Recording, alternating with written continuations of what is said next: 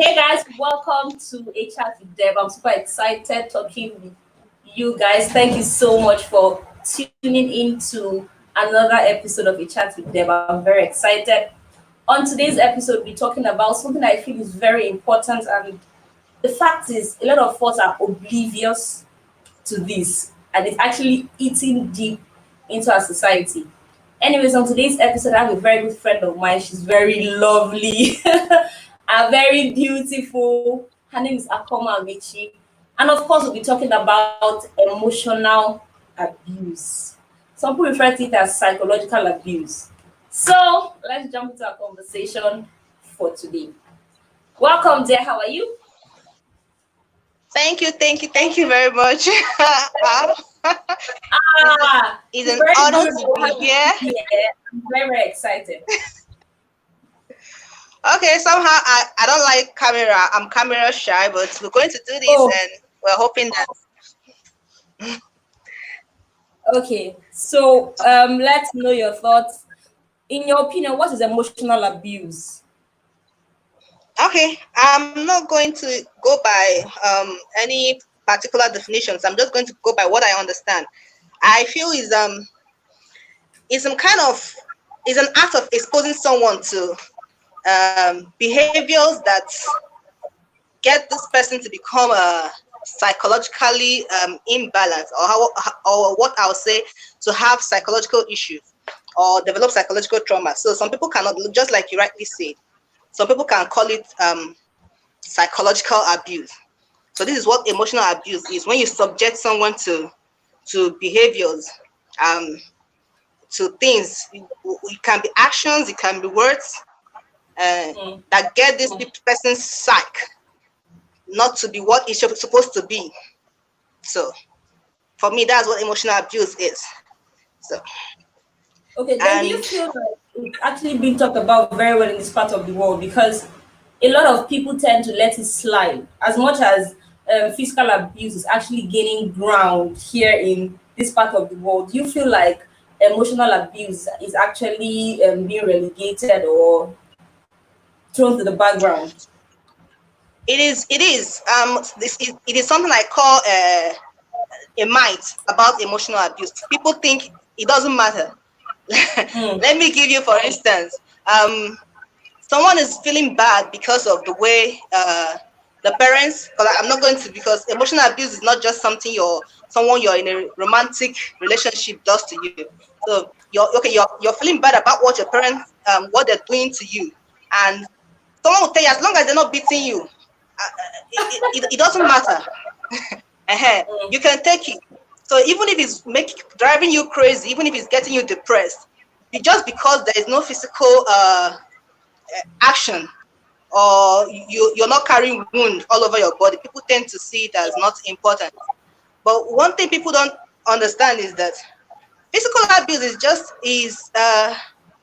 is emotional abuse encompasses physical abuse, because physical abuse is just a part of it.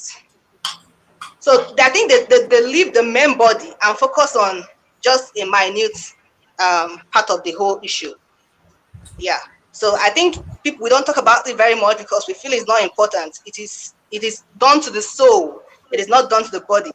And you don't blame people much, coming from a society that puts more interest on the tempo rather than the substance, on the container rather than the contents. So you wouldn't blame them much for only talking much about physical abuse and then leaving the substance, leaving the major part of the issue, which is emotional abuse. So I don't think we are doing justice to it. Okay, so you were as you talked about emotional abuse, talking about being the substance. Is there a way we can identify a case of emotional abuse? First of all, let's look at the family before we look at normal romantic and person to person, a male to female relationships. So how can we identify it? I grew up in a home where some people might not. Okay, my parents loved me, but for once, I've never had my dad tell me I love you. I don't think he has even told me that till now. And the first time my mom told me, the first time my mom told me she loved me, I think it was this year. I've not had it before. And Yeah. yeah. So it destroys a person per se. These are the signs, these are some of the signs where you are not being, everything you do is not being appreciated or is being let down. Like you took second position, and my parents, okay, when I'll come back with a result that has second position, my dad will tell you the person that took first position, it was person have two heads. Yeah. So this is kind of everything you think you've achieved, someone puts it down. So this is kind of abuse, but most people don't know, because what it does to a person is that it makes you feel less of yourself. It makes you feel you're not good enough. So we're talking about family here, where you're being bullied, your elder siblings, where you're being bullied, and you're made to believe you can't do a certain thing, you can't be good at this. Oh, like, sweetheart, I know you're trying, but this is not your area. You understand this kind of talk, and you have there are a lot of ways. I don't want to go into, because yes, I have a lovely family, but somehow I don't think parents even know that they do this. Actually, I don't think the family even know. But that's one of the places where you have where you find emotional abuse majorly, and I don't think they know they do it. You achieve something, someone puts it on the side. You try to do something, you're told you're not able to do it. You make a mistake and it is blown out of proportion. So these are just signs, and you don't know that it's getting to you. What this does to you is that somehow you become shy. You have developed inferiority complex. You're not able to go out and talk to your parents. You feel you can't do anything, so you're always trying to hide under the shadow of somebody. So so aside beating somebody, aside like which is what we know most of the time, these are the small things that we do in the family that destroys the psychology of a child. Thank you. Right, I was in a conversation with some persons some time ago, and we're talking about self-esteem, and this actually came up, and they said, where did it go wrong? You know, when you have a child for the first time, the child is all bubbly, the child is doing well, very bold to say whatever it is the child wants to say, and we're asking, at what point did it go wrong? And I came up and I was like, you know, it just goes beyond the fact that a child is bold to the point where the child comes from a home where everything is fast. You know how the African home is. You're breaking one place, you're already crying and praying, Lord Jesus, touch the heart of my mother so she doesn't wake me up in the middle of the night and beat me. And the thing is, a lot of people don't see that they feel like, I feel like the African family or the African mentality is you're being trained. And in fact, when they actually beat you for doing wrong that I feel doesn't warrant a certain level of punishment, it now seems as though it is you're being trained, and they use scripture to tell you spare the rod and spoil the child. Spare the rod and spoil the child. If you don't hit the child, beat the child will grow up to be a bad person, or he will keep doing that thing. But like you said, it doesn't just it's not about all those things. That's what makes the child become who they should be. Who he ought to be. Everyone know that they're doing this wrong thing. It's actually very key. Wow. Okay, so let's sorry, I just remember something now. I know when I was growing up, I liked electrical work. I could dismantle the TV and would want to fix it back. I would scatter the radio. I would want to fix it back. I would scatter the fan. So I loved electrical work. On a normal day, if it were in an environment that people would not become used to beating people and trying to correct them or train them, in quotes, someone would have seen this as a means of trying to help me, or like this is her passion. But what did I get? I know I was destroying things actually, but I just keep getting. So they just keep beating me. So I think they beat out the electrical engineer. So, and I've lost touch with most of those things, and that was how I left that field. But I knew when I was growing up, I just loved electronics. I just loved. I just wanted to find out what was inside of this thing. What was happening inside? Why is this thing happening the way it's happening? So, and somehow I was able to fix some things actually, like the ones that were spoiled. I was able to fix them because I've scattered something and I've learned from that one. But they didn't see it that way. Okay, let's jump into emotional abuse in relationships, which I feel is kind of key. How do I identify abuse in relationships? Okay, number one is first of all, like I said, relationship, marriage, family is still about relationship. Your relationship with your parents, your relationship with someone you're dating. So it's still everything is still relationship. First you have the issue of trying to change your personality. I keep telling people, you met this person like this.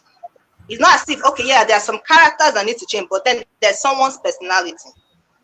And you're trying to mold that person to change from what makes her or what makes him in a good sense. As in, this person is good like this, but because you have a certain way you feel things are supposed to be done, you're trying to mold that person into that. Then you also have someone publicly embarrassing you. I told someone I might even accept you beating me in inside, but you see where you correct me in public, it destroys something in me. You understand? So when you're with your spouse or with someone you're in a relationship, everything you're doing, even if I'm getting something wrong, just wait, or you find a corner and correct me. Don't correct me in public. So these are signs of emotional abuse. And then you have the cocoa. Yeah, we'll talk about rape, but I'm not going to be talking about that one now.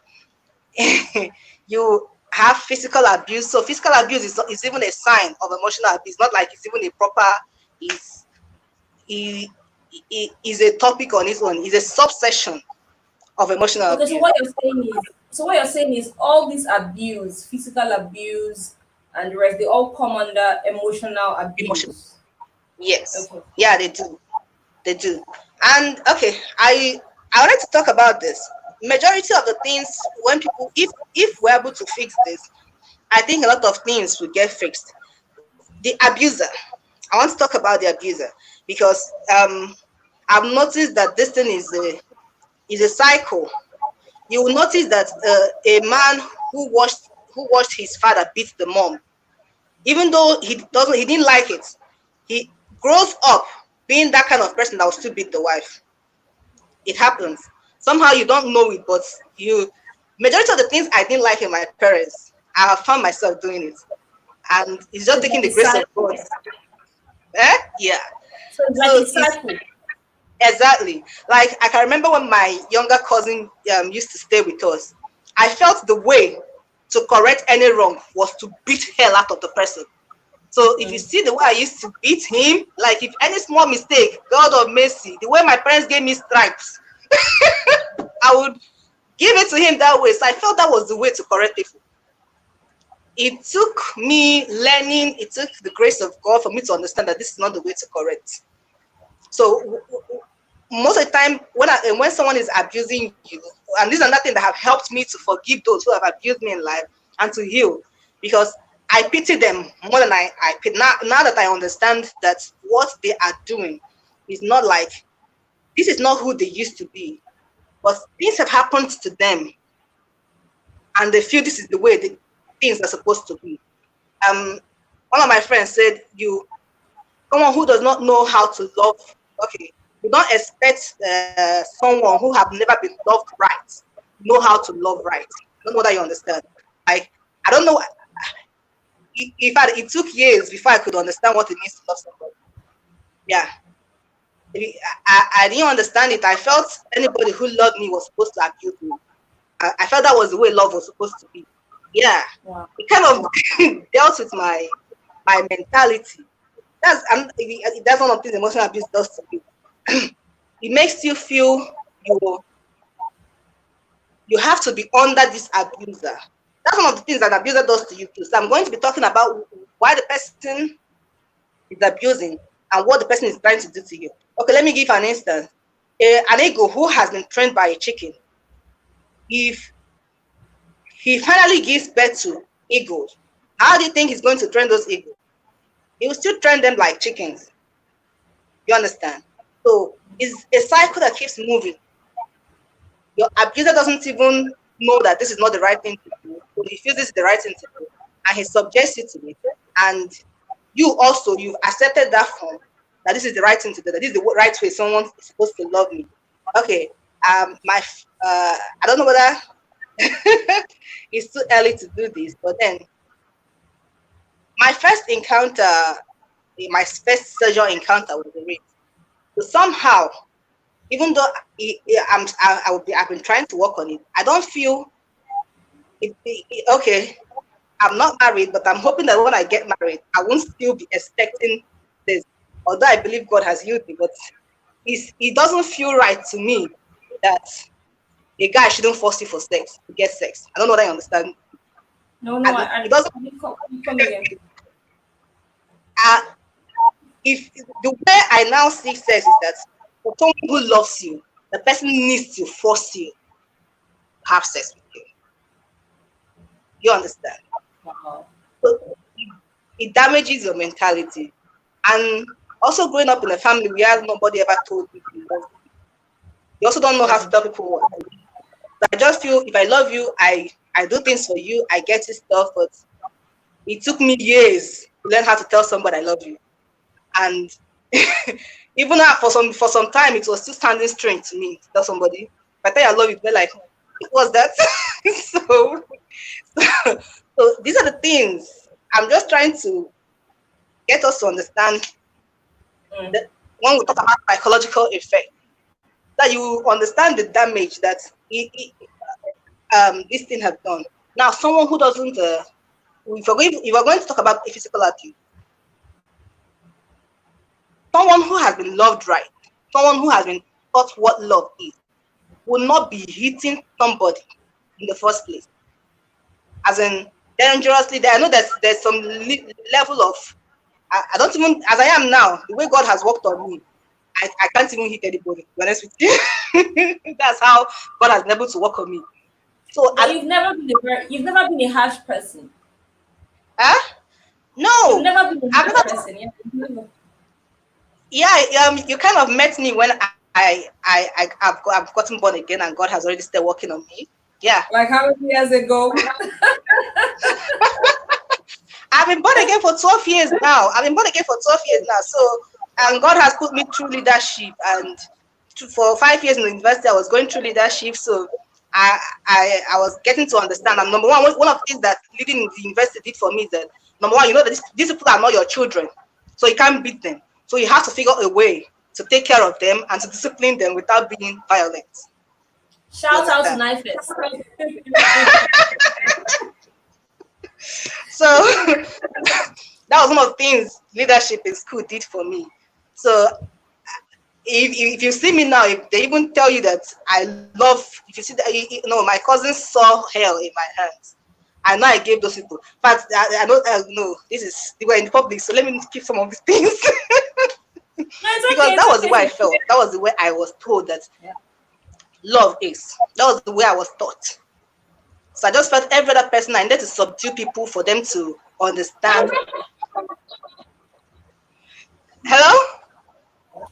I can hear you. Can you hear me? Okay. It's kind of breaking.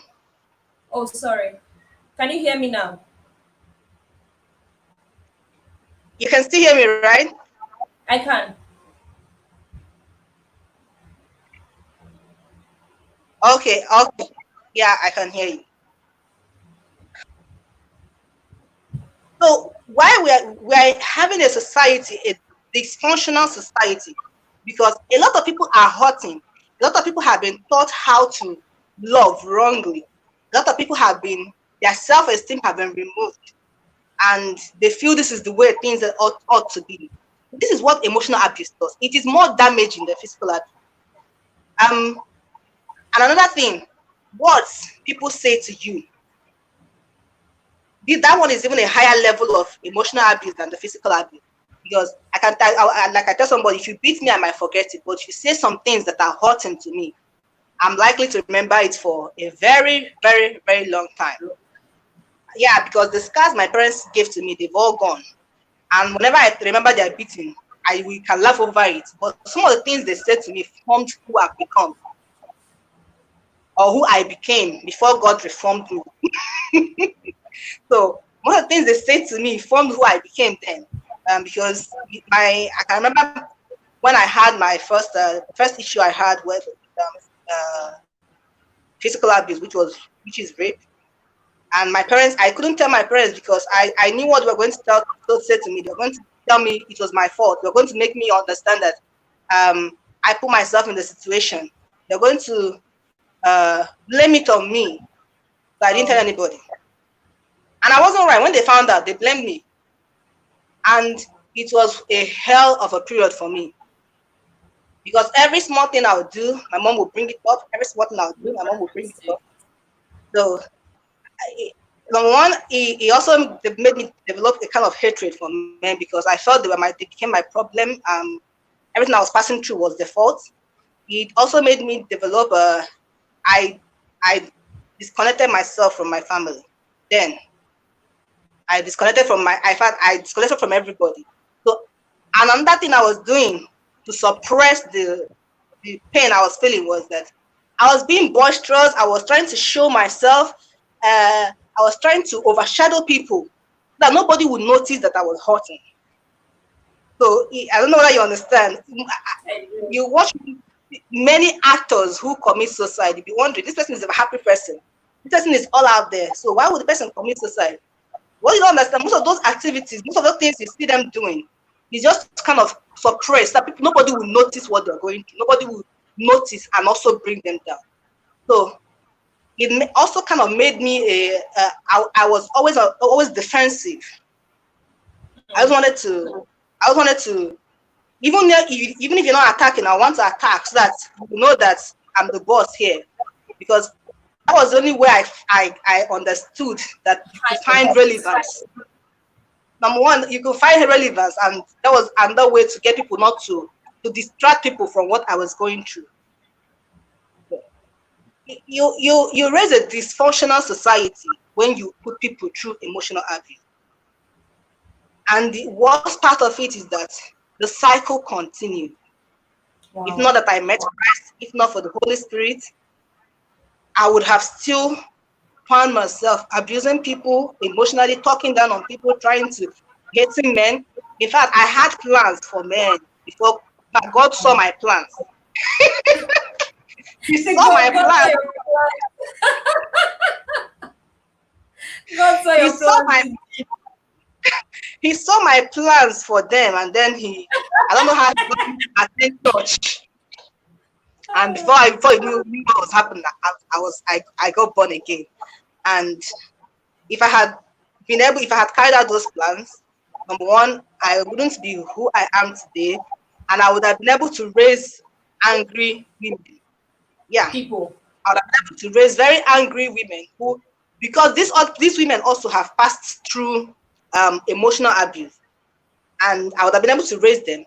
And this is what is going to happen. We're going to also give birth to sons, and we are also going to feel we are teaching them the right thing to do, and we'll end up teaching them how, transferring our aggression on them, and then the cycle continues. They too will transfer the aggression on the women, and then the women will also get angry and transfer the aggression to the men. So you see, it just keeps rotating and rotating and rotating. So what can be done? Okay, let's take some comments out them. Okay, there are some comments here.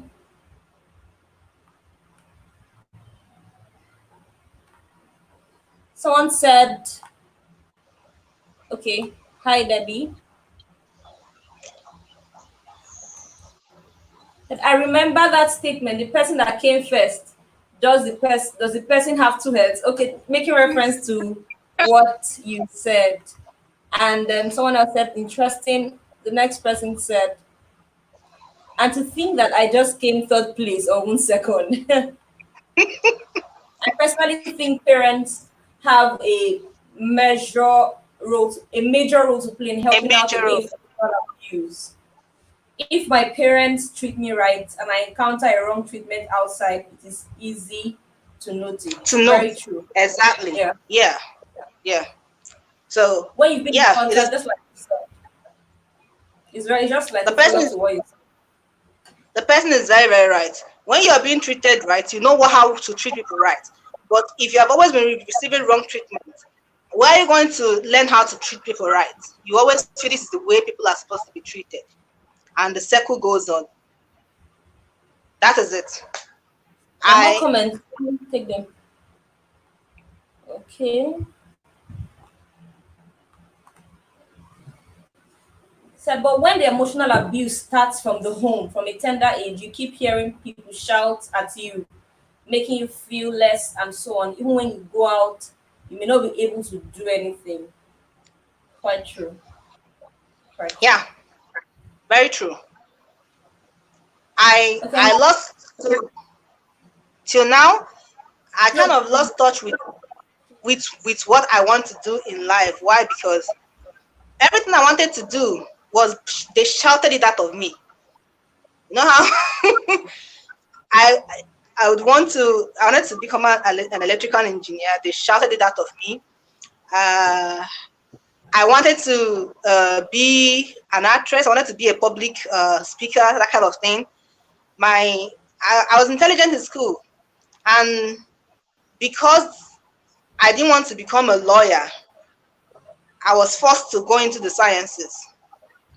So that, and that thing that made me to now stick to the sciences was because I felt that was the way to build my esteem.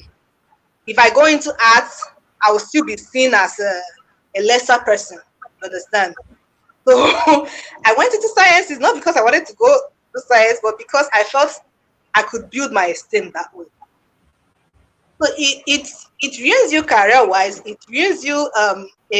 You don't know how to express yourself when you go out because you don't know what you will say, and someone will shout at you. Don't know what you will say, and you will say it wrong. One of the things I tell people I'm mentoring now, please make the mistake. Yeah, make the mistake. If they laugh at you, follow them and laugh. Yeah, and it's been helping me. I I'm not afraid. One of the reasons I'm doing this with you now on a normal day, I told you I'm a shy person, which most people don't have. yeah, I know. I'm doing this so that I want to make all the mistakes. I want to make get embarrassed. And the reason I can take this now is because I know it doesn't hurt to make mistakes. I know it's not a wrong thing to make mistakes. So that's why I can actually do this. So Okay, we've heard it's of a lot of. distraction. Sorry, Continue, we've heard of continue. a lot of people say that when it comes to a relationship between the male and the female, we've heard a lot of people say that the females are those who are vulnerable to abuse. Do you feel that's a right statement or it's wrong?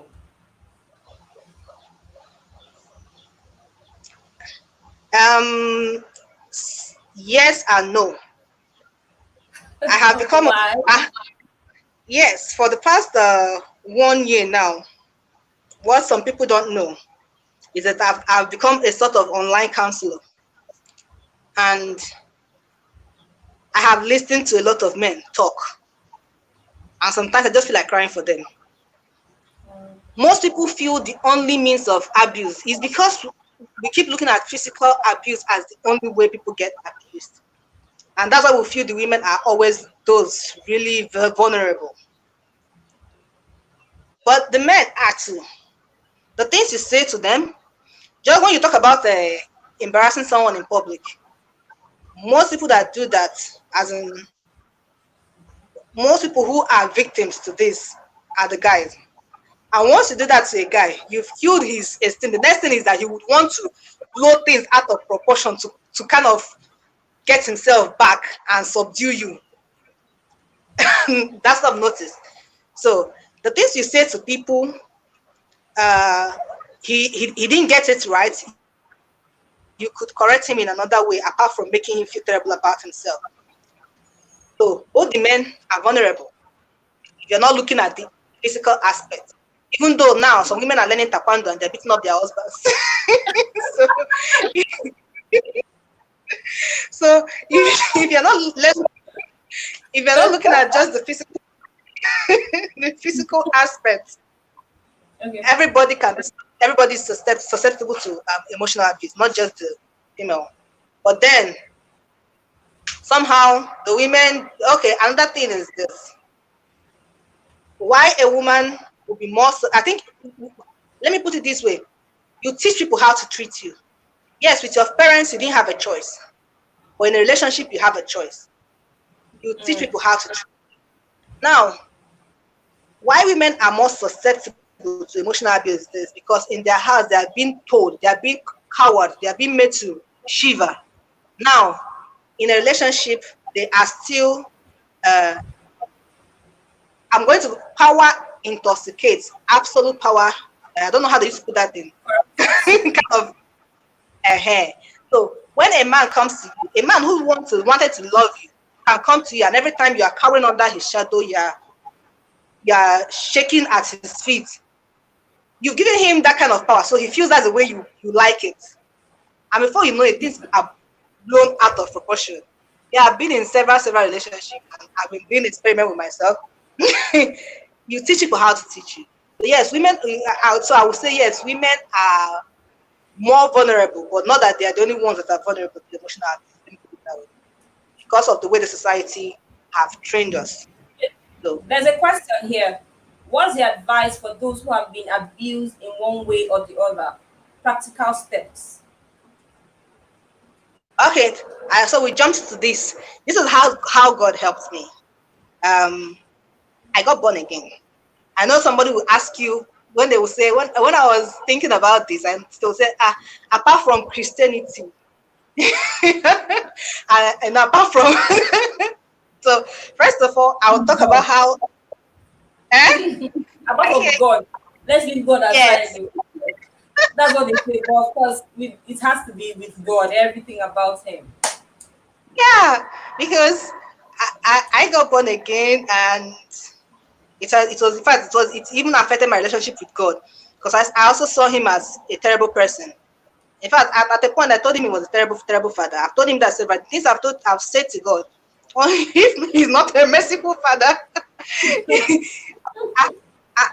I used to see him as one monster up there who wanted things his way, and if it's not his way, he's destroying things. Yes, even as I was born again, that was the way I was seeing God.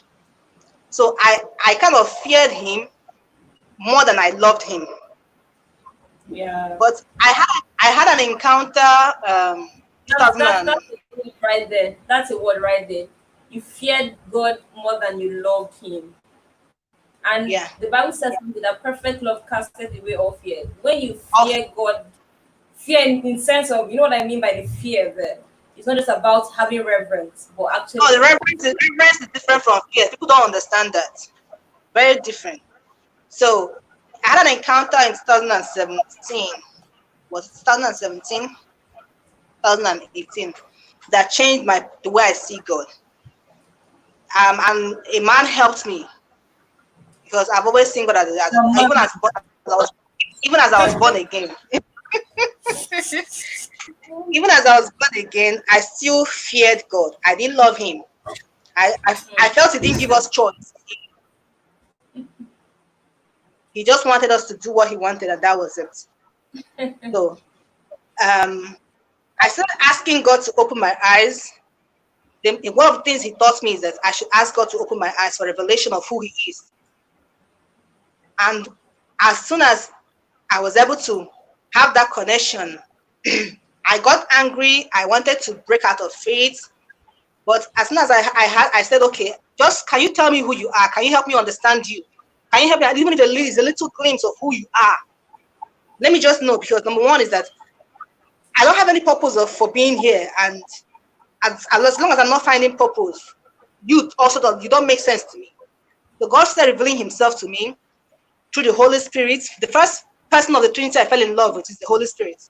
He started revealing himself to the Holy Spirit. I could pray, I could talk with him, and with time, the Holy Spirit showed me some things to do, and which included I disassociated myself from every form of negativity. So now, since we're looking for the practical aspect, now this is what the Holy Spirit helped me to do.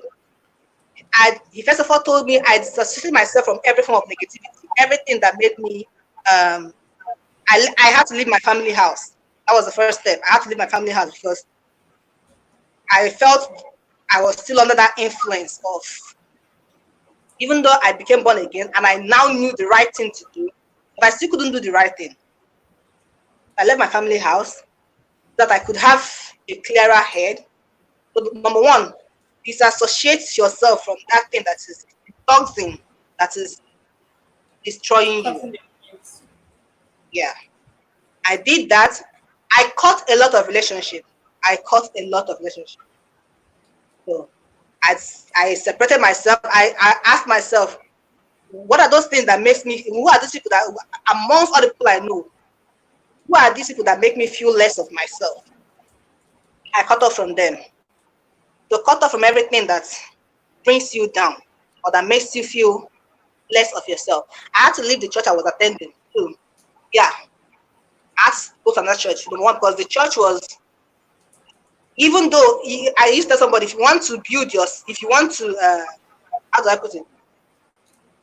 It's a very wonderful church, but if you're attending that church and you have low self-esteem, you'll become worse than you were before. Yeah. So I left and I had to find a church where they appreciate people. So find yourself an environment where you are being appreciated. Also, every morning you wake up, you know the things you want. You know who you feel you are. Every morning you wake up, tell yourself that. Look inside the mirror, face a mirror. I would have showed you here if not that for the setting. I had to write some things down. I kept it on my mirror. It became my creed. Every morning I wake up in the morning, I look at it and I tell myself, I can read some of it. I believe in God. I believe in Jesus. I believe in the Holy Spirit. I am intelligent. I am kind. I am loving. I am blessed. These are things I wrote down. So these are the things I tell myself every morning. I'm a winner. I'm not a loser. So I tell myself this every morning. And I start reading books. I just start reading books that could motivate me. I know a lot of people have issues with motivational speakers. Yes, I know some of them blow it out of proportion. But let me tell you the truth. Words are food to the soul. Just like you eat food for your physical body, words are food to the soul. The things you keep hearing, end up forming, distorting your subconscious. And before you know it, your subconscious starts affecting the things you do. Words are food to the soul. Start listening to the things you want. Start listening to the things that you desire. Cut off from negative, all these and we have a generation that likes noise. All this kind of music. Yeah, they are good when you want to party, but sometimes get yourself out of that kind of noise. Get yourself out of the noise. Get the noise away. Forget all this flamboyancy. I had to tone down a lot of things about myself. Yeah, I had to tone. David can agree that at least a lot about me have changed. I had to tone down a lot of things I used to do because I found that I was doing those things not because I wanted to do them. I was kind of doing them because I wanted to find relevance. I wanted to get noticed, you know. So I had to tell myself, this is not who you are. Come out of that environment. Find yourself. Find yourself. And this is how you find yourself. Ask yourself questions. What do I like? What am I passionate about? What do I want to become? When you ask yourself these questions, and how do I go about it, you would get yourself out of the noise of who you think you have become. Because a lot of people they wear clothes, they do a lot of crazy things to get noticed, and that is not who they are. To find out who you are, read books that can help you, self-discovery books, purpose-driven life, think and go, all these kind of books that works on your mindset. Once your mind is set right, everything follows suit. So these are things to do, practical ways. These are the things that the Holy Spirit started putting me through. I started going to a church where my soul was being fed, and it wasn't more about my outside look. It was more about my soul. I started worshiping God, even though as at the time I started, I didn't like to worship God. All I wanted to do in the place of prayer was to ask Him questions. So I started worshiping God, and I started reading books. I kind of cut off from a lot of people, and I toned down.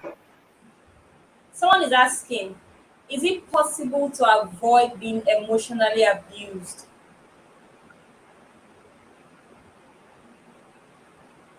Is it possible to avoid being emotionally abused? You can avoid being. Let me put it this way. There's an Igbo, is it an Igbo adage that says you cannot avoid a bird flying over your head, but you can avoid it perching on your head to lay nests. I don't know why you understand. Can you understand? You cannot avoid what people do to you, but you can avoid your reaction. You can control your reaction towards what they do. Are people going to treat you bad? Yes. Are people going to talk down on you? Yes. You can't. There's no way you're going to avoid that. You're living in a society that's already mad.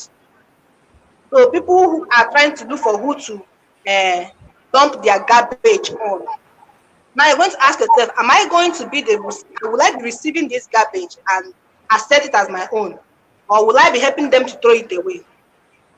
So the challenge is that some of us, because of we don't even understand that we don't even know we're being emotionally abused. Somebody will embarrass you in public and you feel that's the right thing that the person is supposed to do. No. You might not react back to the person, but just the way the Bible puts it, do unto others what you want them to do to you. That's just it. Now someone has thrown garbage at you. What do? Are you going to throw it back? If you throw it back, you're just being that person, because the person is throwing and you're throwing back. And somehow you might even throw back and the thing will not just land on the person, the thing will land on some other people. Now, nobody would agree that nobody will even look at it that this person threw garbage at you. All they know is that you threw garbage, and maybe that's when people will be looking. So what do you do? How do you want to be treated? If you mistakenly throw garbage at somebody, do you want the person to throw it back to you? Or would you want the person to discard it and tell you, please don't do this next time? You understand?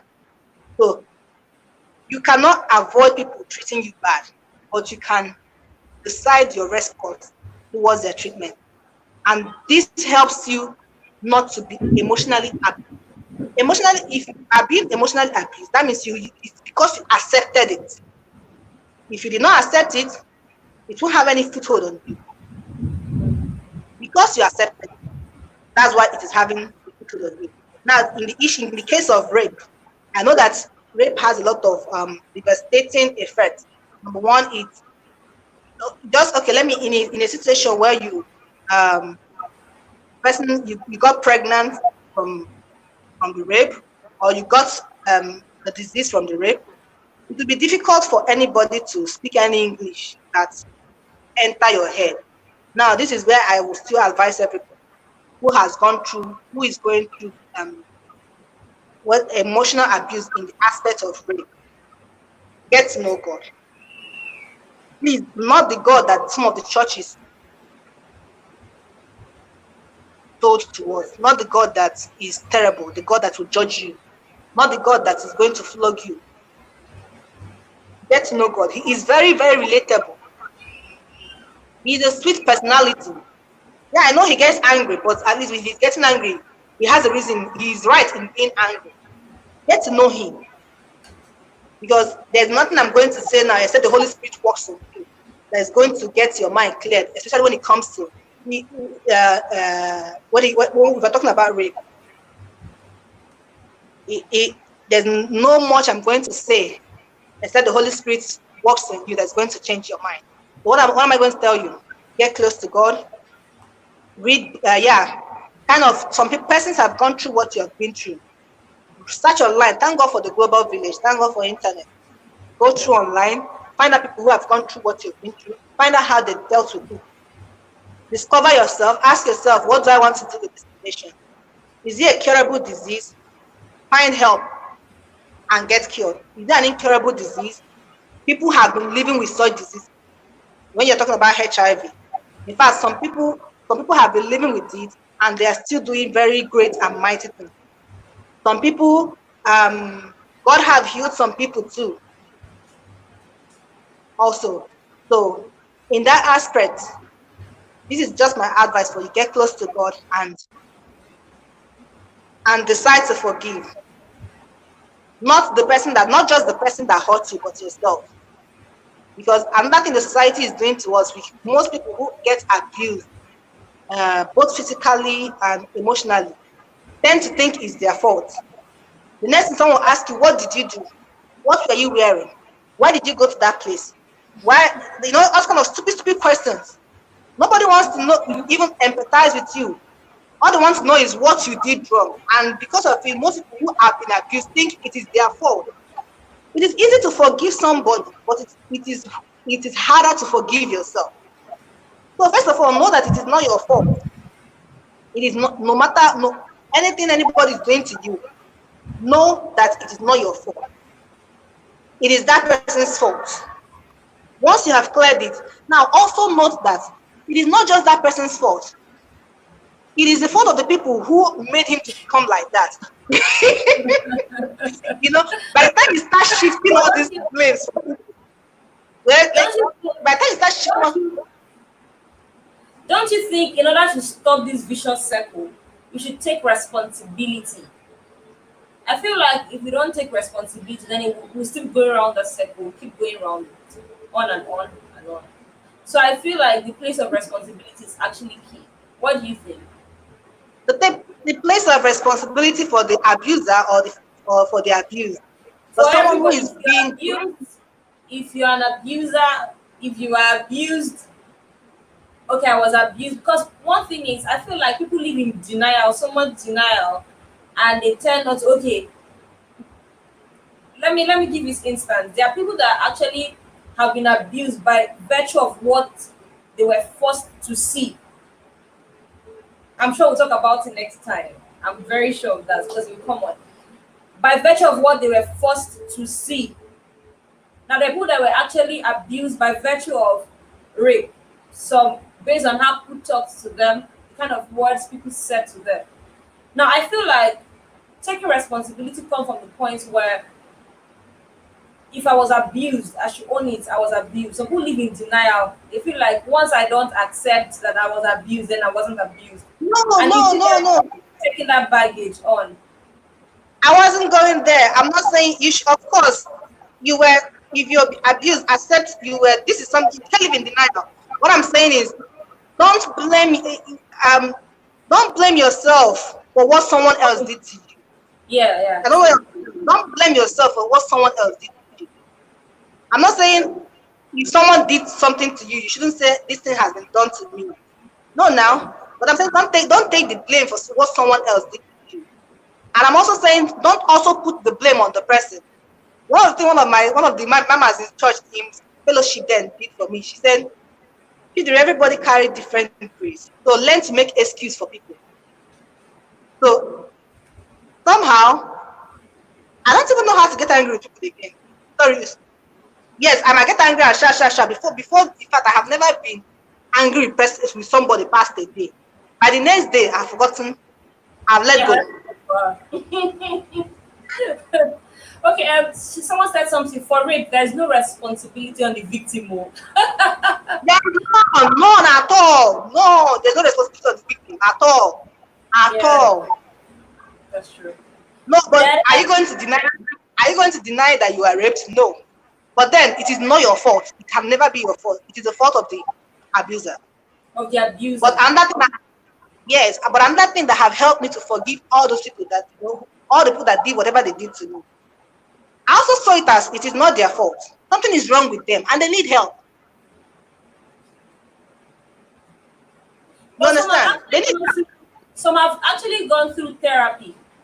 Some have gone through therapy and it seems as though they are irredeemable.